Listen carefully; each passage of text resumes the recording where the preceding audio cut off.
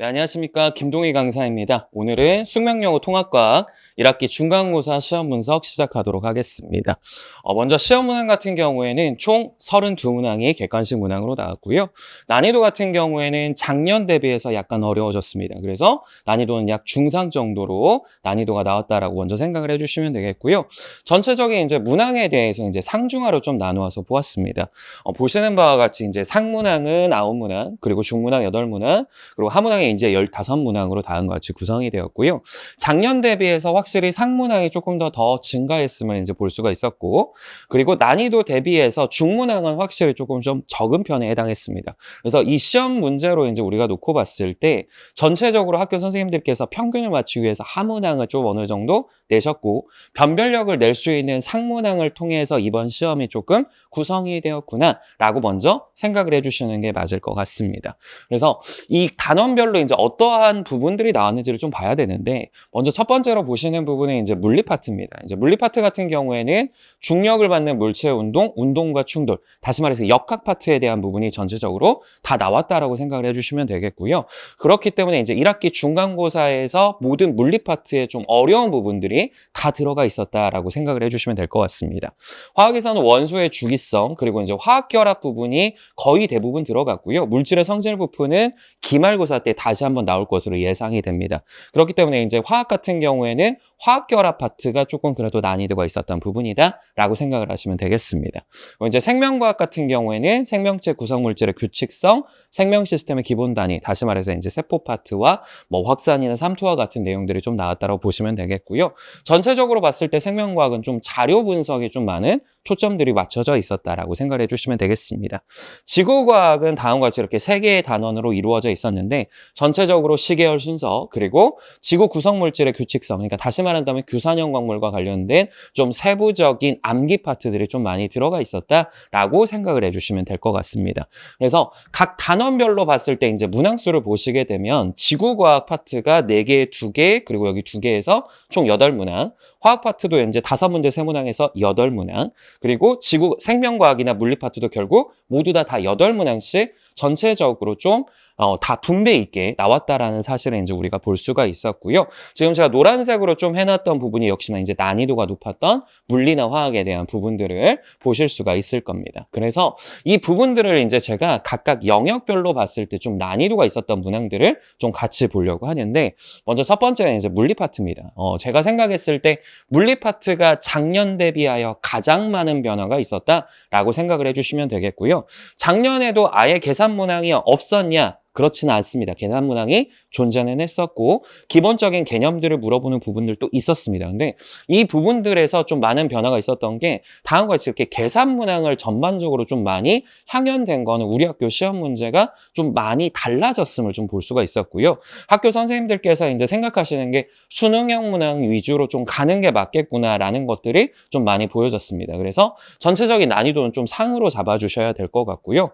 보시는 바와 같이 이제 투사 운동이 다음과 같이 나오고 자유낙하 운동이 같이 나오는 파트라든지, 두 번째 이제 운동량과 변화량에서 충격량을 이용할 때 다음과 같이 이제 운동 전이나 운동 후에 운동량의 변화량 값이 같다라는 부분들, 그리고 다음과 같이 이렇게 자유낙하 운동과 운동량, 충격량을 같이 연계하는 문항들이 같이 나왔다라는 사실을 이제 볼 수가 있었습니다. 그러다 보니까 우리 친구들이 만약에 시험 기간 내에 이러한 문항들을 많이 풀어보지 않았다면, 다시 말씀드린다면 계산 문항들에 대해서 익숙하지 않았다라고 한다면 처음부터 많이 어려웠을 것으로 당연히 예상이 될 수밖에 없습니다. 그래서 지금 봤을 때 물리 파트에 대해서는 1학기 기말고사 때도 그러한 준비 과정들이 반드시 필요할 것이다 라고 예상이 되는 것이고요. 그 다음에 이제 화학 파트 같은 경우에는 전통적으로 우리 학교 자체가 화학이 좀 어려운 편에 해당을 합니다. 근데 이번 같은 경우에는 작년 대비해서도 사실 그렇게 어렵다라는 느낌은 사실 받지 못했고요.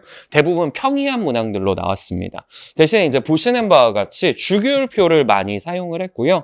이 주기율표를 가지고 내가 주기성에 대한 이야기를 조금 해석할 줄 아는 거. 두 번째는 이온결합과 다음과 같이 공유결합의 모형들을 주고 그 모식도를 바탕으로 하여서 18쪽에 대한 내용들까지 연계할 수 있는지를 같이 봤다라고 생각을 해주시면 되겠습니다. 그래서 난이도는 이제 중상에서 중사이라고 좀 생각을 해주시면 될 것 같고요.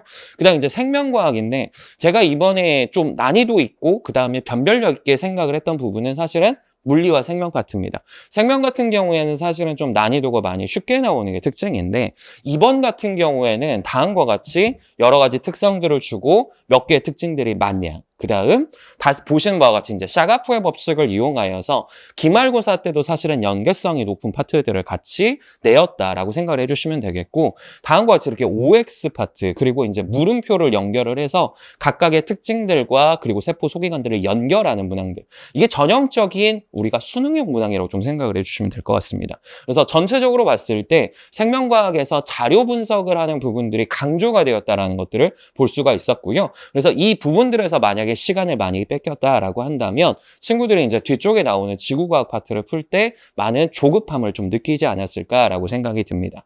마지막으로 이제 지구과학 파트를 볼 것인데 이제 지구과학 같은 경우에는 전반적으로 봤을 때는 나와야 되는 자료들은 반드시 나왔습니다. 근데 이제 제가 좀 독특하다라고 생각했던 지점은 다음과 같이 이제 태양에서 주결 단계 다음에 우리가 진화 과정을 거치게 됐는데 그 부분들에 대해서 나왔던 자료가 지구과학 1에 나왔던 자료를 선생님께서 이제 사용하셨다는 걸 좀 볼 수가 있었습니다. 그러다 보니까 고등학교 2학년, 3학년에 대한 좀 자료 분석들이 들어가야지 지구과학에 대해서 역시나 좀 공부할 수 있지 않을까라고 생각이 많이 들었고요. 전체적으로 봤을 때는 그렇게 문제가 어렵지는 않았습니다. 근데 여러 가지 선지들에서 조금 어려운 선지들이 좀 많이 들어갔기 때문에 저는 난이도를 이제 중상으로 잡았다라고 생각을 해주시면 될 것 같습니다.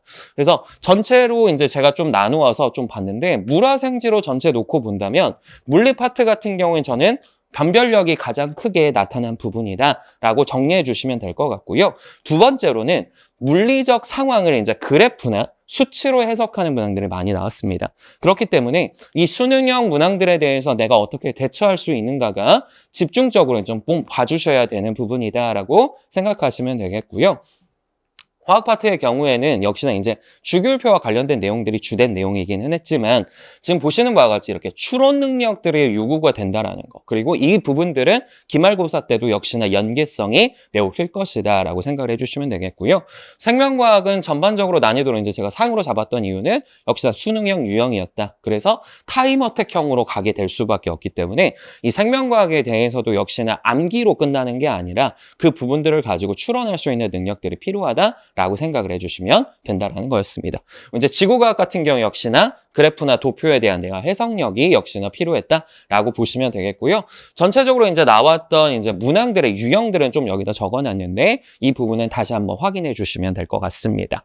자, 그리고 이제 1학기 기말고사 때 그러면 어떤 내용이 나오냐 이게 저희한테는 좀 중요할 것 같습니다. 그래서 1학기 기말고사 내용들을 이제 봤을 때는 이제 공통 파트 그리고 화학과 물리 그리고 지구과학, 생명과학 같이 다음과 같이 다 나와 있는데 제가 이제 생각을 했을 때 난이도가 가장 높을 것으로 예상하는 부분은 역시나 이 물질의 성질과 관련된 내용들이 난이도가 높을 거다. 화학 파트에서는. 그리고 물리 파트에서는 정기적 성질이 작년 문제는 좀 쉬웠습니다. 근데 올해 지금 1학기 중간고사에 나왔던 문항들을 봤을 때 역학 파트가 어려웠다면 전자기 파트 같은 경우에도 역시나 어렵지 않을까라고 조금 추측할 수 있을 것 같고요. 다이오드나 트랜지스터와 같은 이렇게 전기 모식도들이 이제 나왔을 때 그걸 내가 어떻게 푸는지가 좀 관건이지 않을까 싶습니다. 그리고 작년 가장 난이도를 갈랐던 부분은 사실은 지구과학 파트였습니다. 1학기 기말고사 때. 그래서 직권의 변화와 영향 같은 경우에는 고2, 고3에 나왔던 그래프, 그리고 이제 도표, 그리고 모식도 자체들을 좀 내가 해석할 수 있는 능력들이 반드시 필요하다라고 생각이 들고요. 그래서 이번 기말고사 때는 이러한 부분들을 좀 맞추어서 나가는 게 좋지 않을까라고 생각이 들고 있습니다. 자, 그래서 제가 이제 1학기 중간고사를 보고 전체적인 좀 솔루션을 좀 잡아봤습니다. 첫 번째는 역시나 이제 복합적인 자료를 내가 어떻게 해석해야 되냐. 그래서 그 해석들을 정량적으로 좀 분석할 수 있는 방향성들이 좀 필요할 거라고 생각을 합니다. 그래서 학생마다 좀 정량적으로 분석하는 것도 필요하겠지만 전체적으로 학생들이 어떻게 준비를 해야 될지에 대해서 먼저 배우는 게 필요하다고 생각이 들고요. 두 번째로는 이제 뭐 유전 정보, 화학 결합 이러한 파트들이 좀 들어갑니다. 그래서 그런 부분들을 우리가 논리적으로 내가 어떻게 추론을 해야 될지, 그러니까 일반적인 자료를 보고 내가 그 부분들을 다시 일반화시키고 좀 더 디테일하게 들어갈 수 있는 부분들이 필요하지 않을까라고 생각이 듭니다.